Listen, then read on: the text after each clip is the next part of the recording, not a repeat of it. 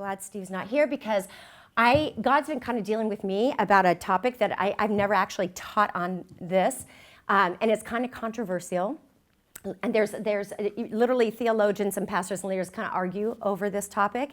And so I'm going to give you my take on it. And it's grace. It's the topic of grace. And when the Lord started kind of dealing with me on this, I asked him, why do you want me to talk about grace? What do you want me to, why now? Why me? And I just felt like he said, well, just look around. Take a look around at people. And look at how many people don't really get grace. They don't really understand what grace is. And even believers, even people that are church people and believers and read their Bibles and have been walking with the Lord for a while, how many believers do you know that suffer with shame? And they live with feeling unworthy, like they don't belong or they're not a part. There's a lot of people, maybe some of you, perhaps, that struggle with living in condemnation. And just, if you look around, you start talking to people, you start getting to know people, you find out that a lot of people feel condemned, Christian people, or they have a fear of failure, or maybe are very performance-oriented and perfection-driven. How many have a father wound?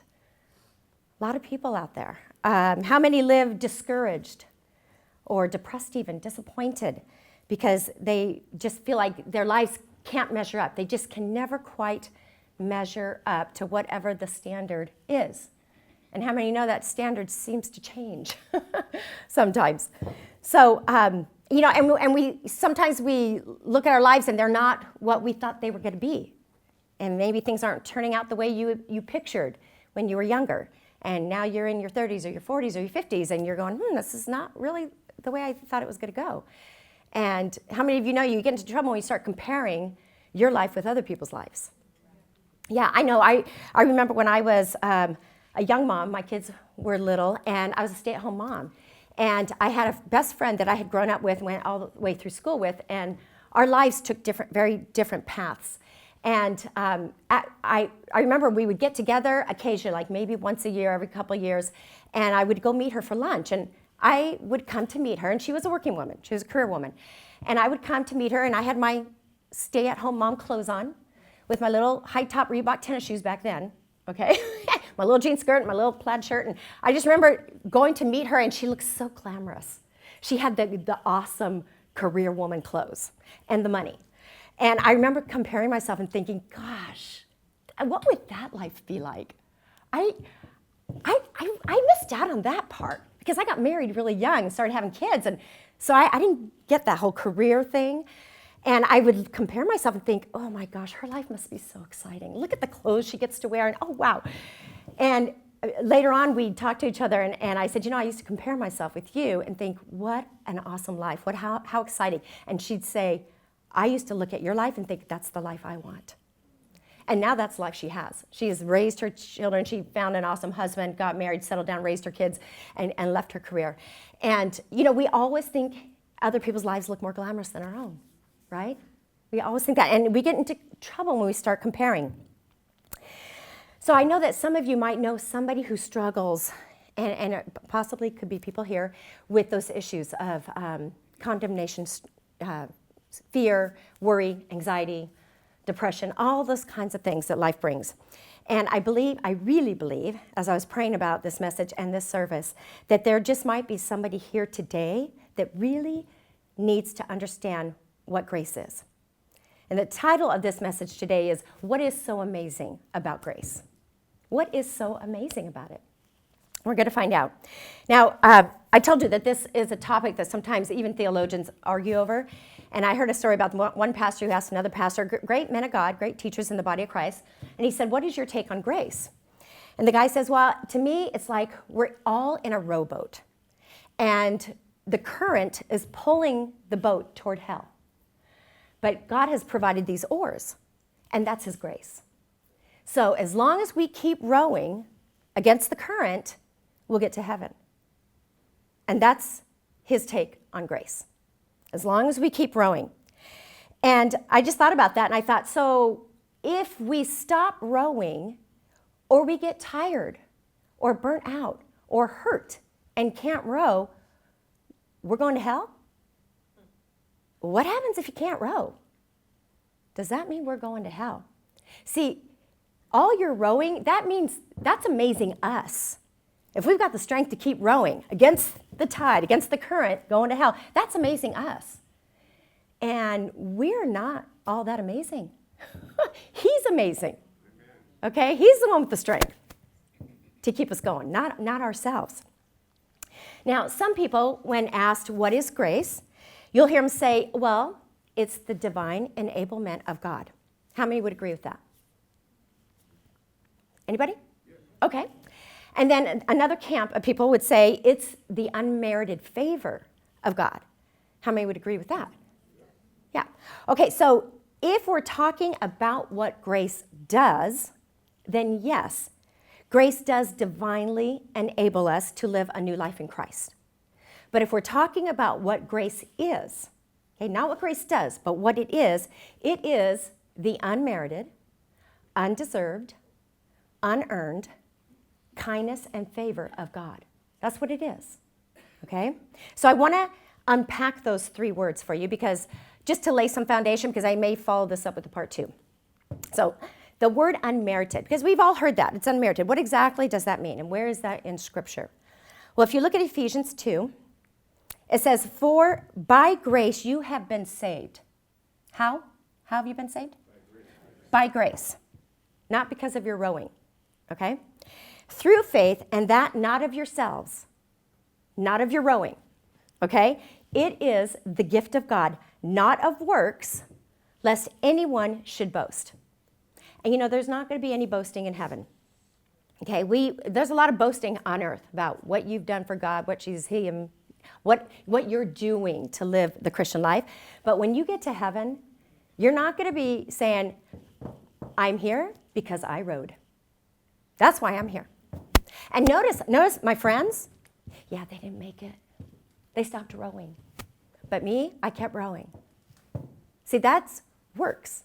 That's working your way to heaven. And I have a feeling, I just sometimes imagine, like, what's heaven going to be like? Do you guys ever wonder? Like, what's heaven going to be like? And I just wonder, when we get there, I imagine the very first time we lay eyes on Jesus and we see the nail prints in his hands, we're going to go, oh, yeah, that's why I'm here, because of what he did. It had nothing to do with me. Nothing. It's because of what he did on that cross. Grace is unmerited. There is nothing we can do to merit our salvation. And what's amazing is when we first get saved, and I know there's a lot of people in here who've been saved a lot of years, and when we first get saved, it's very humbling. In fact, it takes humility to say, you know what, God, I need you. I need something more than just me. I need a higher power in my life, something outside of me. So you got to humble yourself to say, Jesus, come into my heart. I can't do this on my own. So when we first get saved, we're humbled. And then after we've been walking with God for a while, maybe 10, 15, 20 years down the road, we start feeling like, hey, I've done some stuff for God. We start getting some accomplishments under our belt. And, I've been a really good girl. And I go to church every week, and I show up for prayer, and I read my Bible. And, I even fed a homeless person. And we start thinking, we're a little closer at meriting our salvation than we were back then, right? But the Bible says that even our righteousness is as filthy rags. All the good that you do, that's not what's important to God. It's important to us and to the people that we think are watching us, but that's not what's important to God. We all need grace because we all fall short. And I don't know about you, but sometimes I do stupid things. Anybody ever done anything dumb?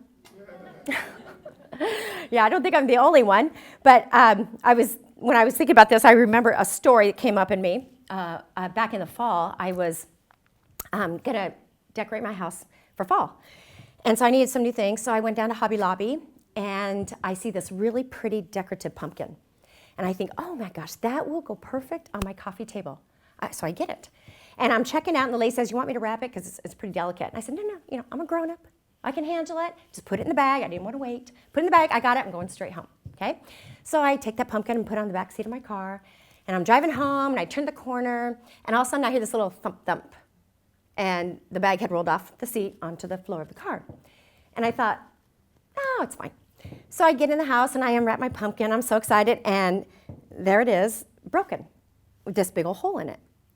And, it wasn't super expensive. It was like $30, but, $30 is $30. And I'm so mad. I'm like, what am I going to do with the broken pumpkin? It's not going to work.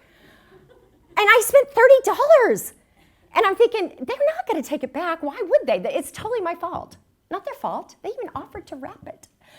And I said, no. And so I feel so stupid. And I think, what the heck? It doesn't hurt to ask. So, Hobby Lobby, it's a Christian-owned company. I'm thinking maybe they'll have mercy. They'll have grace. I'm just going to go back and see what they'll do. So I go down, I walk into the store, and I'm looking around for the manager, and she's this lady with this white hair, and I see her, and I walk up to her, I go, hi, I go, I bought this pumpkin, and look, and I unwrap it, I go, and before I could even explain, she goes, oh, go get another one. I go, really? Really? Like, I get to get another pumpkin? I was so excited. I'm like, I didn't have to just waste $30, and I'm like, wow, that is so cool. What an awesome company, And so I'm excited, so I get another pumpkin, and this time I wrap it up a little bit better.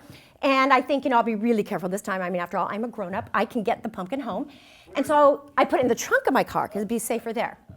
And so I run some other errands, and I throw some other stuff in the trunk of my car, and I think it was a day or so later, I hadn't taken it out yet, and I finally decided this is the day. So I go get everything out, and I take my pumpkin. I'm so excited there. It's going to be in that really cute place right there. I open it up, and lo and behold, it is broken again. And I'm thinking, am I an idiot? Are you kidding me? How did that break again? It's that delicate. What did I do? I have no idea. But now there's like a couple pieces missing. And so I'm thinking, I'm kicking myself, and I'm just mad at myself. And I think, would they exchange it again? There is no way. What company would do that? It's my fault. And I'm thinking, they have so much stock, maybe they will. Maybe they will. And then I think, you know what? I'm going to wait a couple days, and maybe that same person won't be there. And I can go in and just say, hi, I broke my pumpkin. What will you do? I thought, that's what I'll do. That's pretty wicked, isn't it? I know. You would not think I'd be capable of that. But I was. And so I wait a couple days. I go down, and I go with my broken pumpkin. I'm looking around the store, and I'm like, okay, who's the boss? And there she is. The lady with the white hair. She's the manager. She's the one I got to talk to. And I'm so embarrassed. I thought, there's no way. I cannot go and ask her to do this a second time. I feel so stupid. I feel so clumsy. And so I'm waiting, and I walk around the store a little bit, and then this thought occurs to me, like a light bulb went on. I thought, I probably could just walk over and get the new pumpkin, put it in the bag, put the broken pumpkin on the shelf. Nobody would know. Yeah. That's evil. I'm just wicked. I know. I know you guys have never, ever thought of anything like that. And so I think, wait a minute, is that stealing? Would that be considered stealing? And then I think, they have so much stock in this company. They won't notice. It's fine. And then this thought crossed my mind, like, what if someone sees me doing that? Like, what if she walked up behind me and saw me doing that? Yes, we pastor a church down the road here, and we try to teach people how to live right, and don't mind me. And I'm just thinking, I can't do that. That would be like stealing from Christians. It's a Christian-based company. As if it would be okay to steal if it wasn't a Christian-based company, right? So I'm just trying to somehow justify how I can have my $30 pumpkin. And so I start getting hot all over. I mean, literally, my body is heating up. I am so embarrassed. I feel my face like prickling. Have you ever felt that way? And it was probably 3 shades of pink with embarrassment. And I thought, you know what? I'm just going to go up to her, and I'm just going to be honest. Oh, there's a thought. Let's just be honest. Who would have thought? And so I walk up to her, and I say, hi. Yeah, me again. Look what I did. I show the pumpkin, and again, she just looks at me, and she starts laughing. And she says, do you want another one? I said, oh, no. No, I don't trust myself. She goes, go get yourself another one.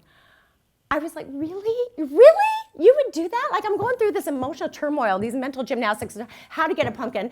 And she just says, just go get one. And I thought, that's how God treats us. That's the grace of God. It doesn't matter how stupid we feel or what we have done that is so dumb. When we come into his presence, he just says, you get to go again. It's okay, you get to go again. I thought that was such a great example of grace for me. Now, I know for you men, you're probably thinking, whatever. But girls, you guys get it. Okay. You get the pumpkin thing. All right, second word, undeserved. Grace is undeserved. We didn't deserve it then. We don't deserve it now. Regardless of what you're doing, even though you sing on the worship team and you help in the nursery and you are ushering and you show up to church all the time, we still don't deserve it, okay? Romans 3:23 says, for all have sinned and fall short of the glory of God and are justified freely. That word freely means undeservedly. We are justified undeservedly by his grace through the redemption of Jesus Christ. Not because of anything we've done, but through the redemption of Jesus Christ. Now, I thought this was kind of interesting. The Greek word for grace is charis. Might be pronounced charis. C-H-A-R-I-S. And this is a cultural word before it was a scriptural word, okay? And the cultural meaning of charis implied a benevolent gift from a superior to an inferior. And that's always what it meant in the Greek culture. So when someone superior in wealth or in goods saw someone inferior, someone in need, not inferior as a person, but in need, okay, they would give to them. And that was considered charis or grace. So whenever charis was extended in this culture, it had 3 parties involved, which is kind of interesting because you would think that there were just 2 parties involved, right? The giver and the receiver. But there was always 3 parties involved in the transaction. So the transaction involved the person providing, which was called the patron. There's another Greek word for that, but I'm not going to try to pronounce it. And then there was the person receiving, which was called the client. And so it's like the patron owns a shoe store and he's going to give to an orphanage, kids who need shoes. And so he provides the orphanage with the shoes, so they are his clients. So where does the third party come in? There's a third person. Well, in the Greek way, that third person was called the broker. Okay? So the broker would go out into the community and he would find someone who had some needs, and he would bring the needs to the superior, okay, and connect them, and then the broker would actually pay for the merchandise. So if it was 20 pairs of shoes he was giving away, the broker would pay for the 20 pairs of shoes. He was the middleman, okay, between the inferior and the superior. So, so do you have any idea where this is going right now? Okay, good. I'm hoping you're on it. So who is the broker? Like, spiritually speaking, the broker is Jesus. It's Jesus Christ. God's the superior. We are the inferior. And Jesus, the broker, has brought us together with the Father and paid in full for us. It's all his doing. Okay? We didn't do anything. Jesus did it all for us. So our salvation is paid in full. Now, I want to share just a quick story about E.V. Hill. This is another example of grace. E.V. Hill, he was a really dynamic black preacher. Some of you may have heard of him. He's passed on now. But he tells this story of when he was a little boy. He told his mom, I'm going to be a pastor one day. And she said, well, son, you're going to college. And so as he grew and got older, he realized that he was never going to be able to go to college. There was no way he would ever be able to afford it. So he was being raised in a very poor family by a single mom, and he was a minority. And at that time, there was no financial aid for minorities to go to college. And so he began to kind of prepare his mom, and as he grew older, and he said, Mom, I'm going to be a pastor one day, but I'm not going to be going to college, just so you know. And she would say, son, you are going to college. And he would say, Mom, we can't afford college. And she would look him in the eye, and he says he remembers her saying, son, God will provide. And so every time he brought it up, I said, Mom, you're not going to get to college. She'd say, son, God will provide. So the day comes. She sends him down to register for college. And he describes himself. He says he was standing in line about 5 people deep. And he's starting to sweat. And he's thinking, I got no money. And all these people are at the counter, at the window, and they're paying their bill for the books and for their college tuition. And he's thinking, he starts getting embarrassed, and then 4 people deep, and then he's 3 people deep. And he's starting to feel really ashamed. And he says that right as that last person in front of him began to turn away from the counter, he thought, I'm going to turn and run. I'm getting out of here. I can't do this. I'm too embarrassed. And then he says he remembers the voice of his mom saying, son, God will provide. So he turns back to the window, and suddenly this man comes up alongside of him. He takes his hand and he puts a wad of cash in his hand. And he looked at Evie Hill and he said, God will provide. And then the lady at the window says, okay, Mr. Hill, your bill is. And he says he just looks at this wad of cash and he just plops it on the counter. And so she counts it out. She takes this big old stamp in red, and she stamps his paperwork, and it reads, paid in full. And he said right then, I mean, it was the exact amount that he needed. And he said right then, I remember thinking to myself, that is exactly what Jesus did for us. He paid in full. Another example of God's grace, God providing. Isn't that awesome? It's an exciting story. I wish that would happen to me. Something like that. All right. No, God has shown me a lot of grace. I have experienced grace. So grace is unmerited, undeserved, and the third word, grace is unearned. Romans 11:6 says, if by grace, then it is no longer of works. Otherwise, grace is no longer grace. But if it is of works, it is no longer grace. Otherwise, works is no longer work. So if I substitute the words grace and work for free and earned, because freely we receive, freely we've been justified, this is what it's saying. If it's free, if grace is free, it's not earned. And if it's earned, then it's not free, right? So it's one or the other. It can't be both. It's one or the other. Grace is either free or it's earned, and if it's grace, it can't be earned. Do you understand?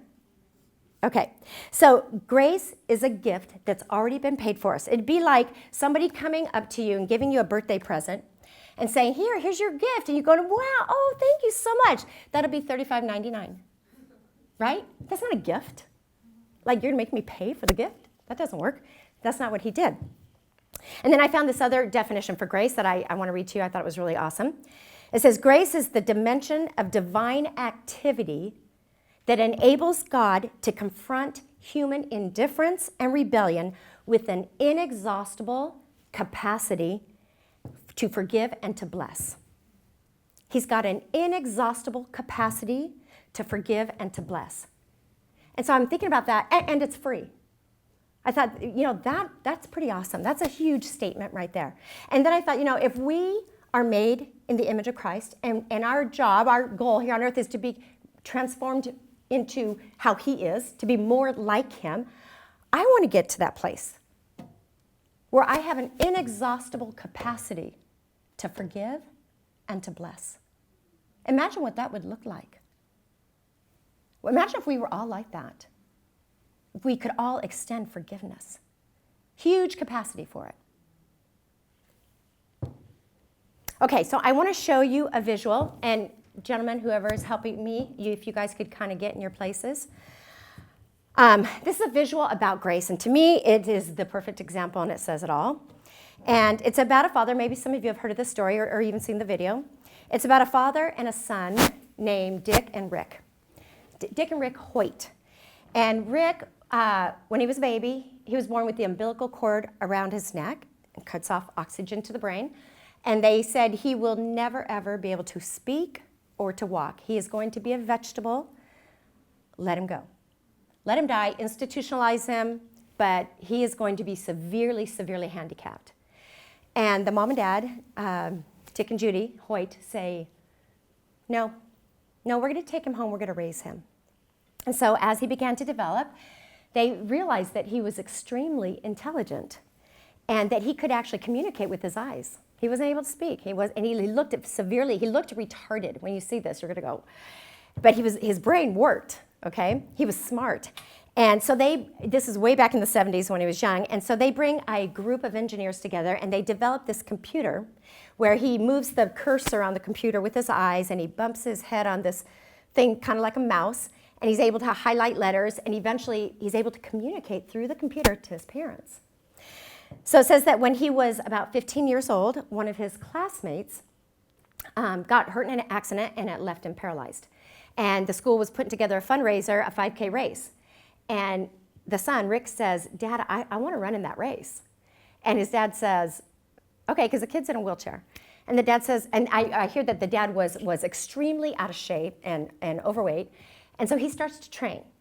And he says, okay, I'm going to push my son in this 5K in his wheelchair. So he does it. And after the race is over, Rick says to his dad, you know, Dad, in my whole life, that's the very first time that I didn't feel handicapped. And so the dad continued to train. It gives me goosebumps. Can you see my goosebumps? The dad continued to train and get in really good shape. And now they have run 72 marathons, 255 triathlons. And just in case some of you don't know what a triathlon entails, it entails 2.4 miles of swimming. Okay, that's the dad pulling his handicapped child in a raft, okay? 26.2 miles of running, that's a marathon in itself, and 112 miles of biking with a kid on his back, on his bike, okay? So if we can get that video, and I want you to hike up the power so that we can hear the music that goes along with it. And just pay attention to the screen.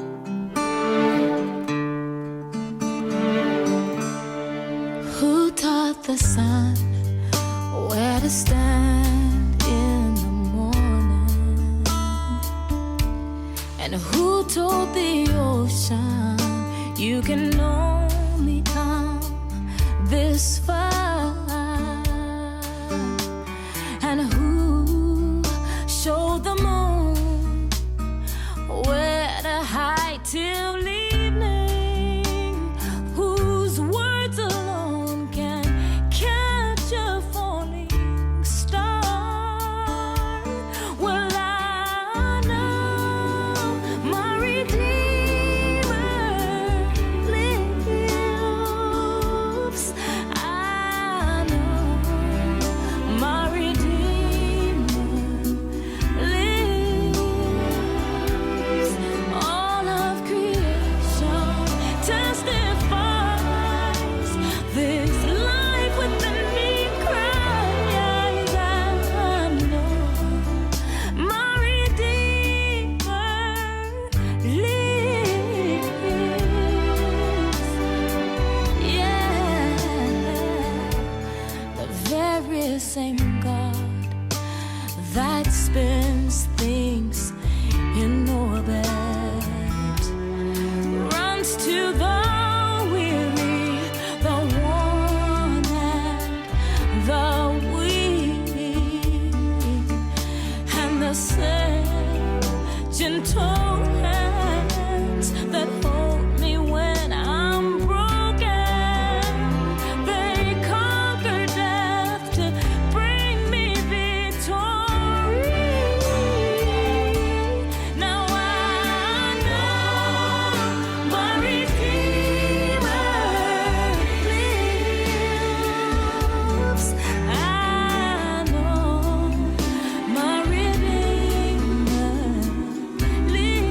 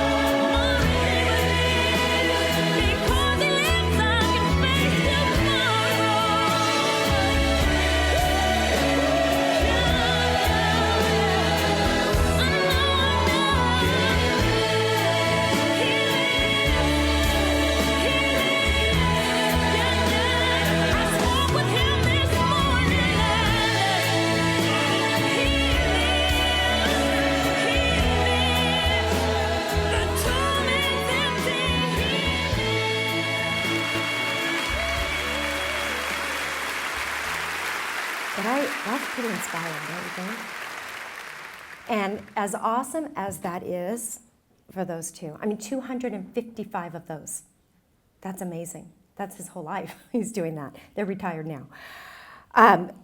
But this is what I want to ask is, what did the son, Rick, do with all that he accomplished and made such a statement to people? And millions of people have seen that. What was his part in it? The son. Get in the chair, right? I mean, what did he do? He just got in the chair and he just sat there. He got in the boat and he just laid there, right? Who did all the work? His father. His father did all the work. And what that says to me is that we are all Rick, because we are all handicapped in some way. In some way, maybe not just like that, but we all have our issues, don't we? We all have our weaknesses.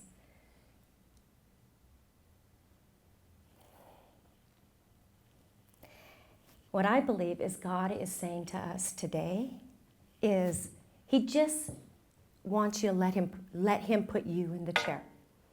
Saying, get in the chair. Will you just get in the chair? Because you can't do it on your own.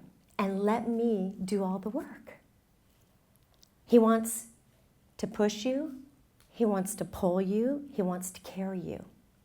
He wants to love you if you'll just let him. If we will just let him. He wants to love you with all that he is and all that he has to give. Everything in him. Regardless of what you have done. Regardless of how bad you've screwed up and how many mistakes you've made and how many you're going to make while you're here on earth. And you might say, see, this is the hard part to wrap our mind around about grace. How can you love us like that, God? Do you know who I am? Do you know what I've done? How? How can you love me? And it's so simple. It is so simple. When I read this, I thought, oh my God, this is it. His love is not dependent on you. That's how he can do it, because his love is dependent on him. It's not about what you've done or haven't done. It's not about your mistakes and your sin or how bad you've blown it, okay? He is never going to stop loving you. Just you, many of you are parents. Can you ever stop loving your child, regardless of how they act up, are disobedient, talk back, make mistakes? You know the love of a parent. You can't stop loving them. That's called unconditional love. Sure, you may have to draw some lines and some boundaries, but you never stop loving your kids, regardless of what they do. So we can relate to how God sees us. And you might think, well, you haven't loved him back good enough. You know, we're always preached that, love God passionately. You know what? It's not our job to love God passionately. It's his job to love us. It's not your kid's job to love you, parent. It's your job to love them. And the more you love them, the more they feel loved and the more they want to give back. The more we've experienced God's grace and God's love, the more we want to do better. And we want to do right, and we want to love them back. But it started with him. It didn't start with us. Amen? Amen? That is amazing grace. And that's hard for some people to receive. Especially you blue personalities. It's like, that does not make sense. That's not fair. But it is fair when it comes to God. Outside of the grace of God, we are all handicapped in some way or another. Okay, I want you to bow your heads, and Larry, if you would come.